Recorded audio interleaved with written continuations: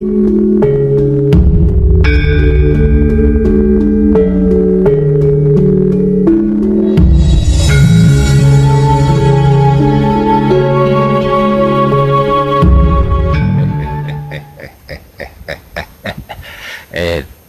tenang.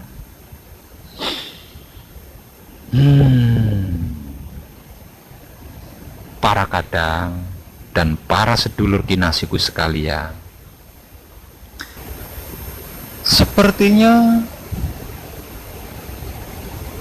ramalan tentang masa depan dunia, khususnya NKRI yang kita cintai ini, akan benar-benar terjadi.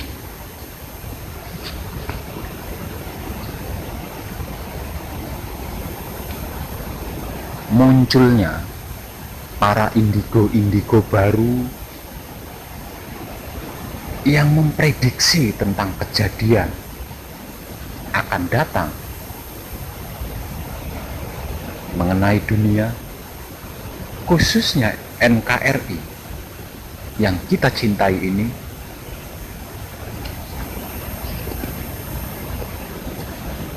perlu saya setuju.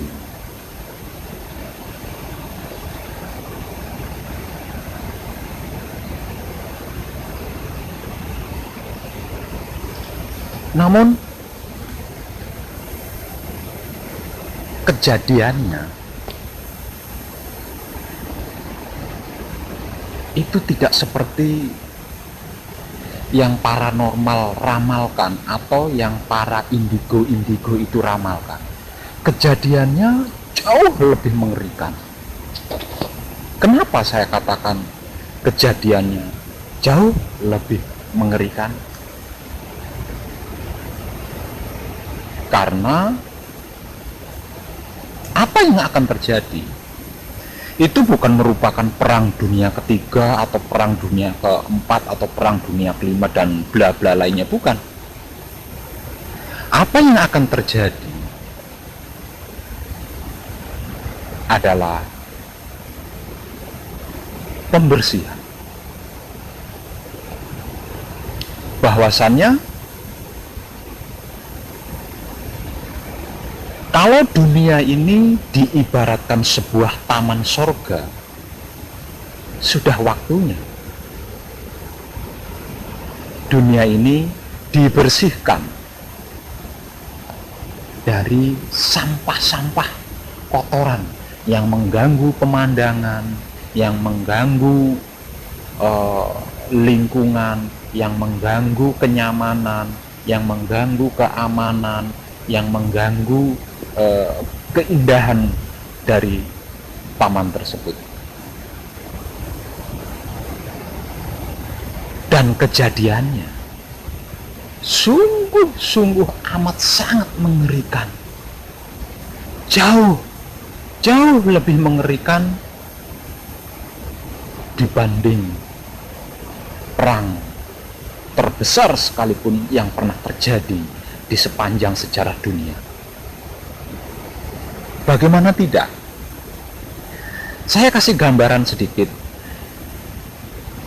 Di dalam sepanjang sejarah dunia, perang yang paling mengerikan adalah perang yang pernah terjadi pada zaman Nabi Sulaiman. Padahal perang itu bukan perang besar-besaran, hanya perang antar kelompok sekelompok saja. Tapi kengeriannya jauh lebih mengerikan dibanding perang besar dunia manapun. Kenapa saya katakan mengerikan? Sekali lagi, kenapa saya katakan mengerikan? Karena perang ini bukan perang antar suku, bukan perang antar bangsa, bukan perang antar negara, memperebutkan wanita, memperebutkan kekayaan, memperebutkan aset, memperebutkan harga diri, atau memperebutkan harta benda, atau memperebutkan kekuasaan. Bukan. perang ini terjadi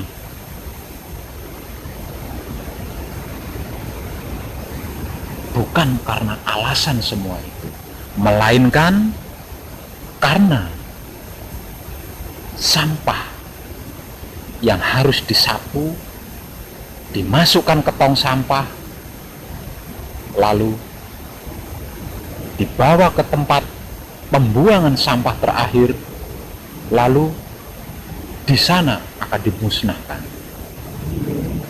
Seperti itulah perang. Kronologi perangnya seperti apa? Kronologi perangnya itu bukan perang antar suku, antar bangsa, antar negara dan bla bla, bukan, tapi perang antar saudara.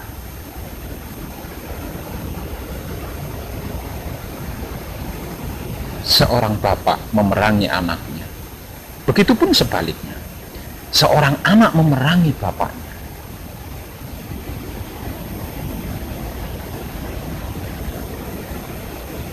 Seorang bapak menggagahi anak gadisnya. Seorang anak laki-laki menggagahi ibu kandungnya. Suami berperang dengan istri. Keluarga berperang dengan keluarga lainnya. Tetangga berperang dengan tetangga lain. Dan ini terjadi secara merata di seluruh penjuru dunia. Apakah itu tidak mengerikan? Dan semuanya itu terjadi di luar kesadaran mereka. Kenapa saya katakan di luar kesadaran mereka? Karena kesadaran mereka telah hilang, diganti dengan kesadaran bangsa jin-jin. Kemarahan mereka dikuasai oleh bangsa jin, oleh bangsa lelembut. Emosi mereka dikuasai oleh bangsa jin, oleh bangsa lelembut. Peperangan mereka, perselisihan mereka, pertengkaran mereka, semuanya itu dikendalikan oleh bangsa jin dan bangsa lelembut. Tidak ubahnya sebuah perang yang pernah dialami pada zaman Nabi Sulaiman. Perang mengerikan di dalam sepanjang sejarah dunia adalah perang yang pernah terjadi di zaman Nabi Sulaiman. Karena apa?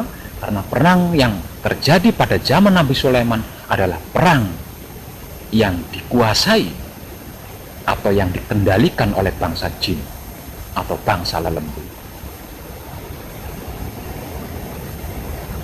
Karena apapun yang dilakukannya bukan atas kehendaknya sendiri, bukan karena kesadarannya sendiri, melainkan kehendak bangsa jin, melainkan karena kesadaran bangsa jin, maka tidak ada istilah cinta kasih sayang, tidak ada istilah tidak tega, tidak ada istilah kasihan.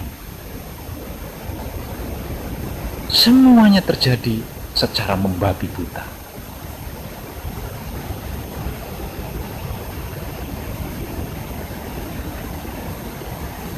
Perang ini bermula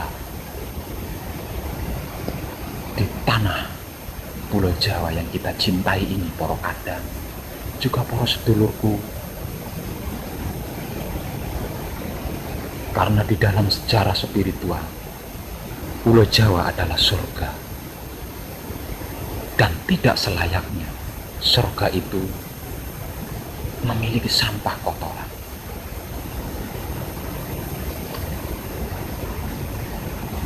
Sampah atau kotoran yang dimaksud itu sebenarnya apa? Sampah kotoran yang dimaksud dan yang akan dibersihkan oleh Dat Maha Suci agar tidak mengotori lagi surga, tidak lagi merusak pemandangan, adalah saudara-saudara kita yang tidak mau bertobat, yang tidak ingin bertobat, yang tidak mau beriman dan yang tidak ingin beriman hanya kepada Dat Maha Suci itu. Sekalipun ribuan ilmu pengertian dan pemahaman yang menjelaskan bahwa Dat Maha Suci itu esa, bahwa Dat Maha Suci itu maha segalanya, tetap ada keraguan di dalam diri mereka, tetap ada ketakutan di dalam diri mereka, sehingganya mereka enggan, bahkan tidak mau bertobat kepada Dat Maha Suci, bahkan tidak mau beriman kepada Dat Maha Suci.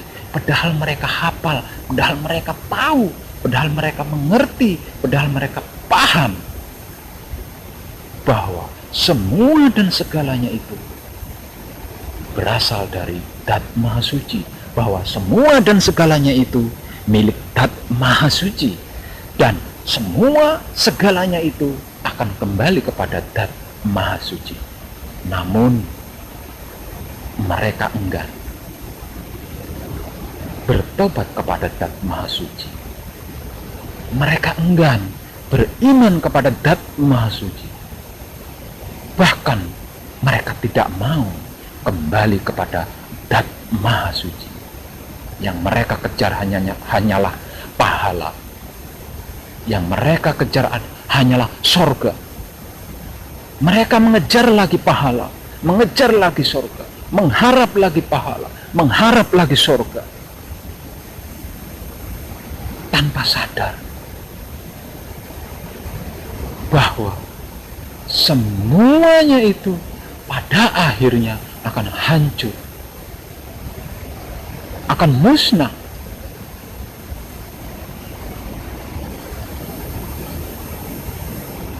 Kecuali Dat Maha Suci itu sendiri. Karena Dat Maha Suci adalah asal usul segalanya, permulaan segalanya, nenek moyang segalanya, bibit dari segalanya.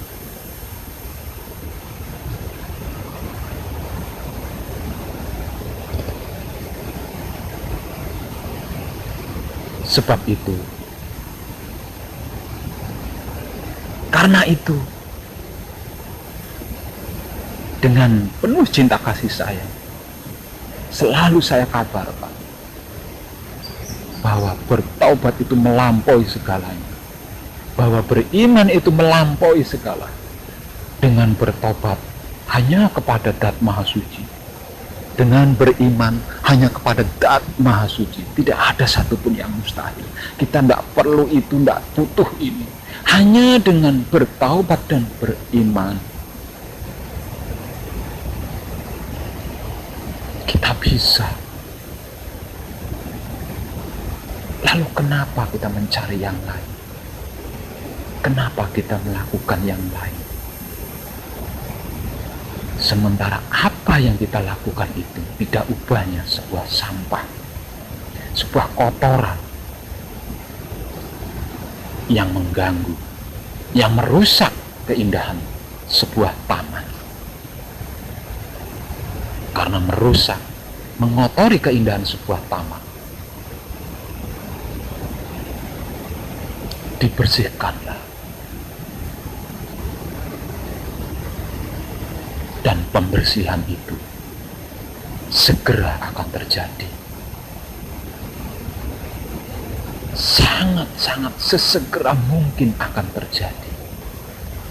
Seperti para indigo-indigo baru yang meramalkan tentang kejadian. Seperti paranormal-paranormal yang meramalkan tentang kejadian. Namun kejadiannya tidak seperti yang mereka ramalkan. Karena apa? Karena kejadiannya jauh lebih mengerikan dibanding yang mereka ramalkan. Dan semuanya itu dipicu, dikuasai, dikendalikan oleh bangsa jin, bangsa lelembut yang menaruh dendam, kesumat kepada kita. Karena kita dianggap tidak layak sebagai manusia. Bangsa jin merasa iri dengan bangsa manusia karena bangsa manusia mendapat status, mendapat stempel dari Zat Maha Suci sebagai makhluk paling sempurna di antara makhluk-makhluk lain. Namun dalam kenyataannya, kesempurnaan itu tidak tercermin di dalam diri setiap bangsa manusia.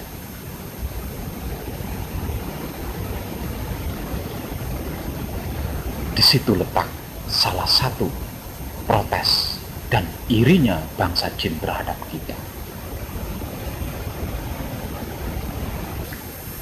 Para kadang dan para sedulur kinasihku sekalian tahu,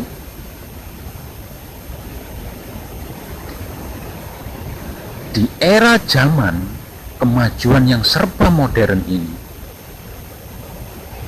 di setiap daerah ada proyek pembangunan jalan tol.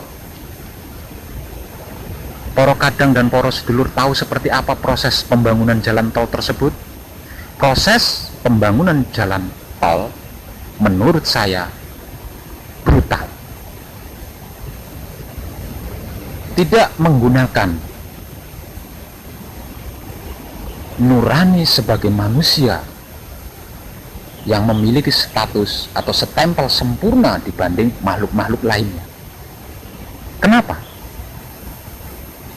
Coba saja para kadang, para sedulur, saksikan sendiri seperti apa proses pembangunan jalan tol itu. Tak kenal kompromi, tanpa kompromi, tidak peduli di depan itu ada pemakaman, tidak peduli di depan itu ada kuburan, tidak peduli di depan itu ada keramat, tidak peduli di depan itu ada sesuatu yang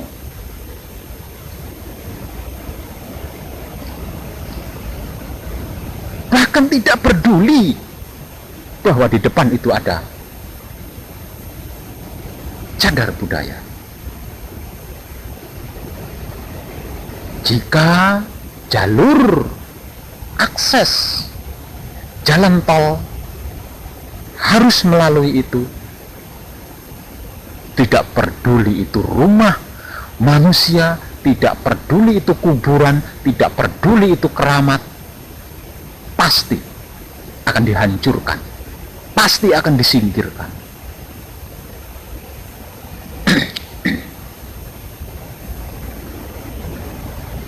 Seperti itulah proses pembangunan jalan tol. Kalau pemukiman warga manusia, kalau rumahnya bangsa manusia, dengan basa-basi ada ganti rugi.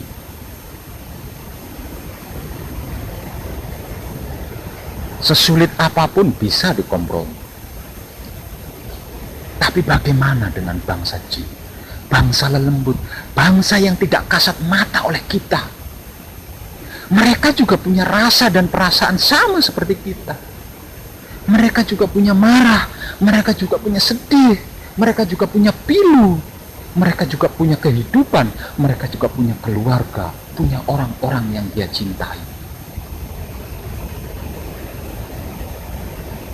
Coba para kadang dan para sedulur kinasihku pikirkan secara sadar,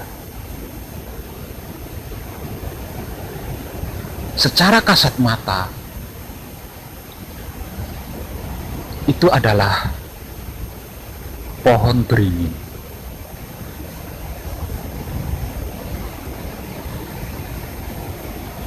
Tapi di luar kasat mata, pohon beringin itu adalah sebuah rumah.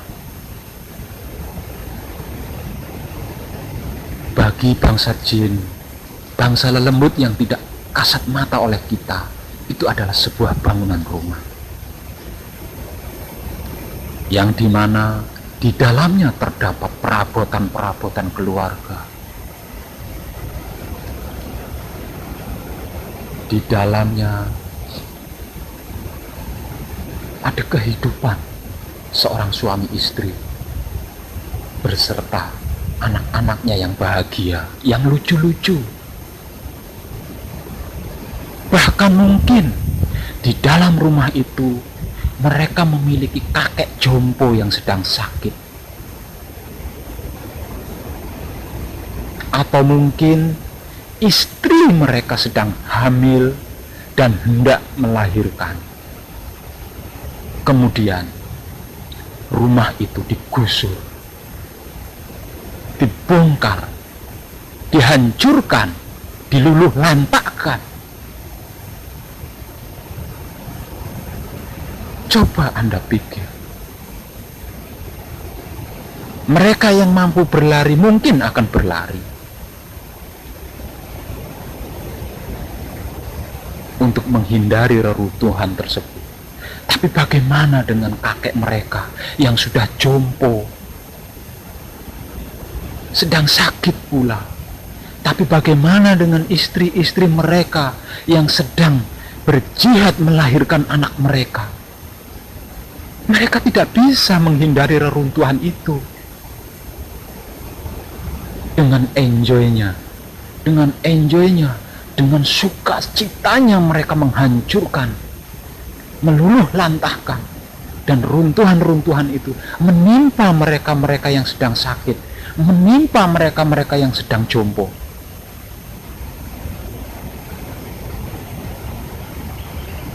Andai hal itu terjadi kepada kita, bagaimana yang kita rasakan? Seperti apa yang kita rasakan? Coba pikir.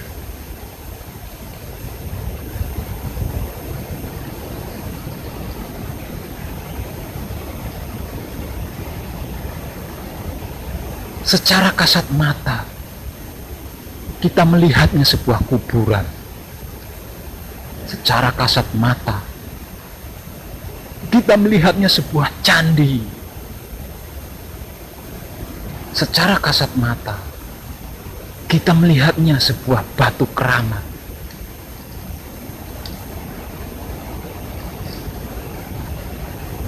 Tapi bagi bangsa jin, bangsa lelembut, bangsa yang tidak kasat mata oleh kita, itu adalah pemukiman, itu adalah tempat tinggal mereka, itu adalah tempat bernaung mereka,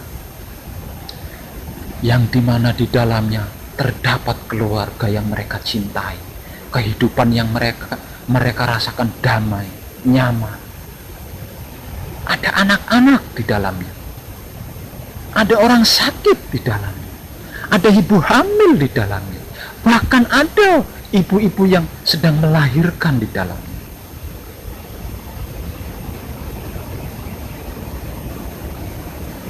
Tapi dengan alasan membuat jalan tol agar kita bisa berlalu dengan mudah dan nyaman,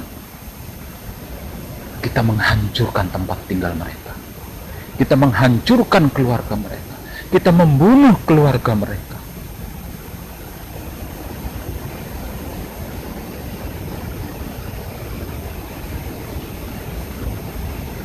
Dan hal ini terjadi di sepanjang proses proyek pembangunan jalan tol, dimanapun itu.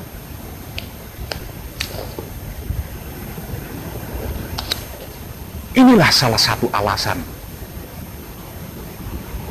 bangsa jin membalas dendam kepada kita.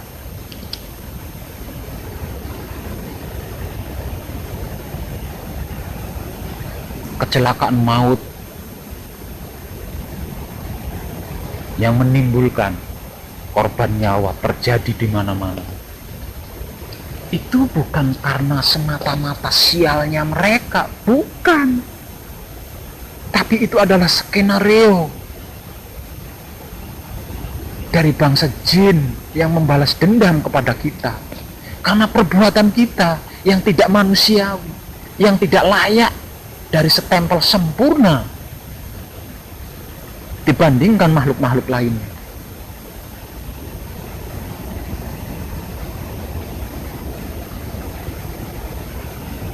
Sesegera mungkin mereka akan membalas dendam kepada kita. Sebab itu saya katakan, perang yang diramalkan oleh paranormal dan yang diramalkan oleh para indigo baru yang saat ini sedang tenar bermunculan yang tidak terhitung jumlahnya, akan segera terjadi dan benar-benar terjadi. Namun kejadiannya tidak seperti yang mereka ramalkan, sebab kejadiannya jauh lebih mengerikan dibanding ramalan mereka. Dan bentuk kengeriannya seperti yang sudah saya katakan tadi. Suami istri berperang, orang tua anak berperang, mertua sama menantu berperang, tetangga dengan tetangga lainnya berperang, seagama berperang, sekepercayaan berperang, sekeyakinan berperang, bahkan seilmu dan seperguruan juga berperang.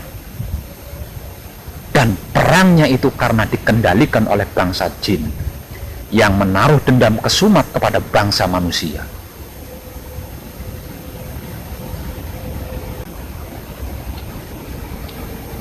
Perang pembersihan yang amat sangat mengerikan ini tidak akan bisa dicegah.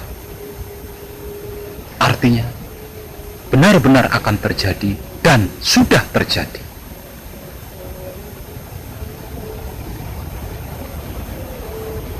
Namun sesungguhnya perang pembersihan yang amat sangat mengerikan ini bisa kita hindari. Dan cara untuk menghindarinya adalah bertaubat kepada Dat Maha Suci, lalu beriman hanya kepada Dat Maha Suci. Sebab itu,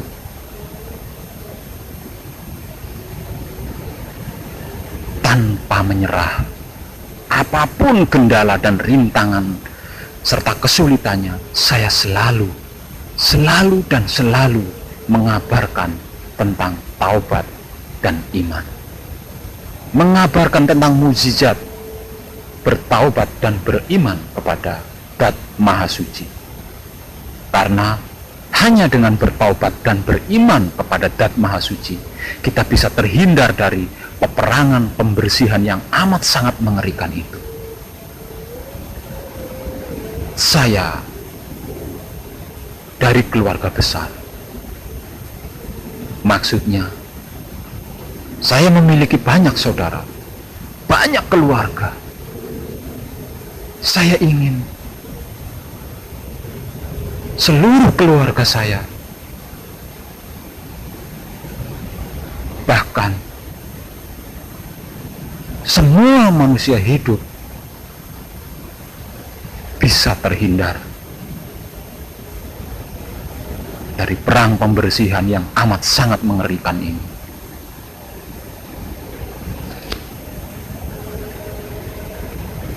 Karena saya tahu pada hakikatnya manusia berasal sama, berkeadaan sama, dan bertujuan sama, yaitu Dat Maha Suci. Sebab itu dan karena itu, tanpa pamrih, tanpa menyerah, saya selalu mengabarkan tentang mukjizat, bertaubat, dan beriman kepada Dat Maha Suci, demi bisa terhindar dari perang pembersihan yang amat sangat mengerikan itu. Tidak usah banyak, tidak usah seluruhnya, 30% saja.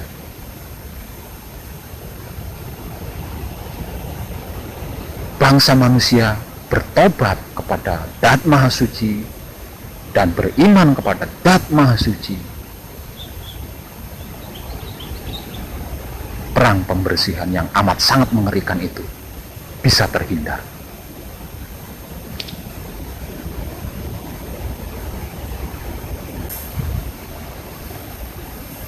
Poro kadang juga poro sedulur kinasiku sekalian, ketahuilah ada ribuan,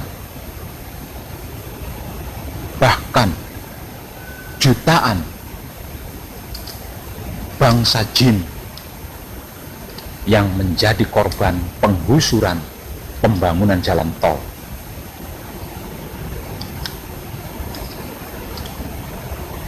Yang sewaktu-waktu siap membalaskan dendam kesumatnya kepada kita. Mereka hanya tinggal menunggu keputusan saja. Jika keputusan itu telah diterimanya, maka mereka pada saat itu juga akan bergerak melampiaskan dendam kesumat. Dan pemegang keputusan tersebut adalah Prabu Jenggolomane.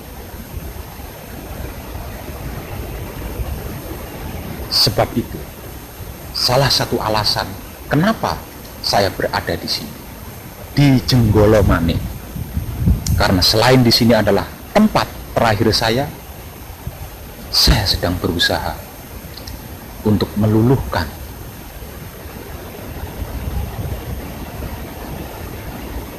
untuk bernegosiasi dengan Sang Prabu Jenggolomane untuk tidak mengeluarkan surat keputusan itu terlebih dulu, supaya saya memiliki kesempatan waktu untuk mengabarkan tentang mukjizat bertaubat dan beriman hanya kepada Zat Maha Suci Allah,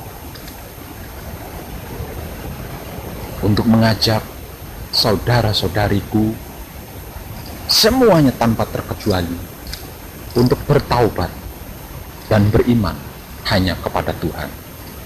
Karena hanya dengan bertaubat dan beriman kepada Zat Maha Suci Tuhan atau Allah, perang pembersihan ini bisa dihindari.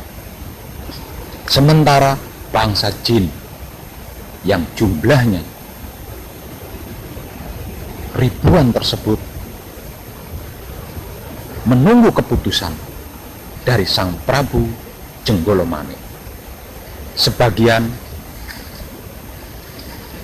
mereka berkumpul di Gunung Galunggung, Bandung. Sebagian mereka berkumpul di Gunung Ciremai, Cirebon. Sebagian mereka berkumpul di Gunung Slamet, Purwokerto. Sebagian mereka berkumpul di Gunung Sundoro, Temanggung. Sebagian mereka berkumpul di Gunung Merapi, Solotigo.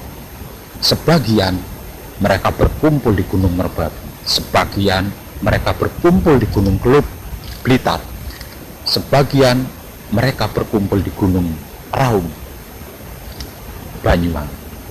Jika surat keputusan itu telah keluar, mereka akan bersatu lalu bergerak melampiaskan dendam kesumatnya kepada bangsa manusia. Sementara para jin yang tidak sabar menunggu surat keputusan itu, mereka sudah mulai beraksi di jalan-jalan, di suatu tempat-tempat yang mereka yakini, yang mereka percayai bisa untuk dijadikan tempat pelampiasan dendam, seperti mencelakai para pengendara kendaraan,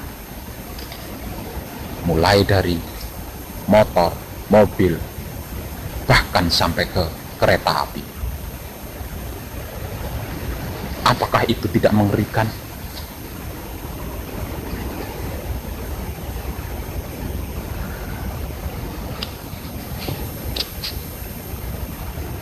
Sebagai seorang manusia yang memiliki pengetahuan di bidang ini, saya ingin berpesan. Saya ingin berpesan khusus untuk para pekerja jalan tol. entah apa namanya, mandor atau pemborongnya atau apanya.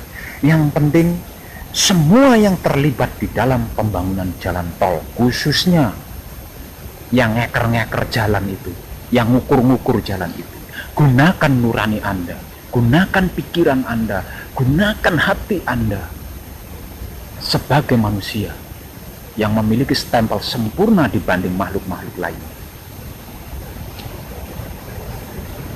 Jangan asal melakukan.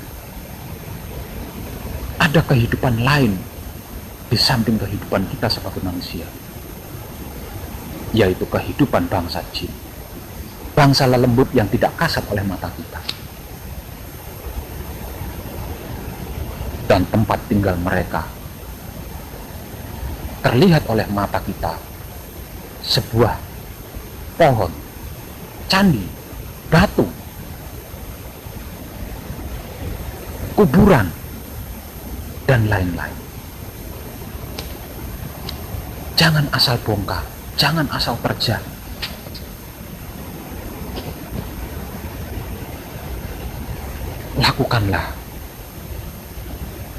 Lakukanlah sebuah ritual-ritual yang sesuai dengan adat setempat, untuk bermohon kepada mereka yang tidak terlihat oleh mata kita, untuk permisi kepada mereka yang tidak terlihat oleh mata kita, agar mereka bisa mempersiapkan diri terlebih dahulu, sehingganya sebelum tempat tinggal mereka dibongkar, mereka sudah pergi, tidak sedang dalam tempat tinggal mereka, sehingga tidak mengalami kerugian, tidak mengalami kecelakaan, bahkan tidak mengalami kematian. Mereka juga punya perasaan sama seperti kita. Mereka juga punya rasa sama seperti kita. Mereka juga punya pikiran, punya hati seperti kita. Kalau bangsa manusia, mungkin ada yang susah dikompromi, tapi tidak dengan bangsa jin. Jika tempat tinggal mereka benar-benar mengganggu sikon kita, mereka punya pengertian, mereka mau meninggalkan tempat itu, mereka bersedia berpindah dari tempat itu, asalkan ada bahasa hati kita untuk mereka.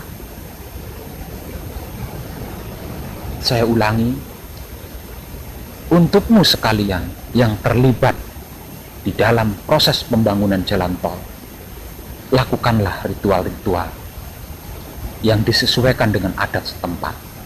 Bermohonlah izin kepada sesepuh setempat atau tetua setempat. Jika proyek pembangunan jalan tol menerobos sebuah makam, menerobos sebuah pohon, menerobos sebuah batu, menerobos sebuah candi, atau tempat-tempat keramat lainnya, jangan asal serobot, karena pada akhirnya kita yang akan menanggung akibatnya.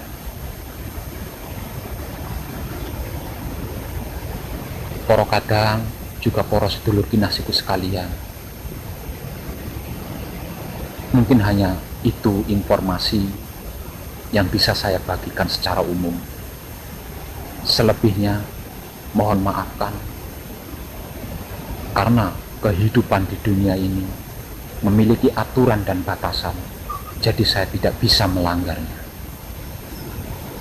Sehingganya hanya bagian yang umum-umum saja, yang layak-layak saja, yang pantas-pantas saja yang bisa saya bagikan secara umum. Selebihnya, jika Anda sudah bertobat dan beriman hanya kepada Dat Maha Suci, pasti Anda juga memiliki pengetahuan seperti apa yang saya ketahui.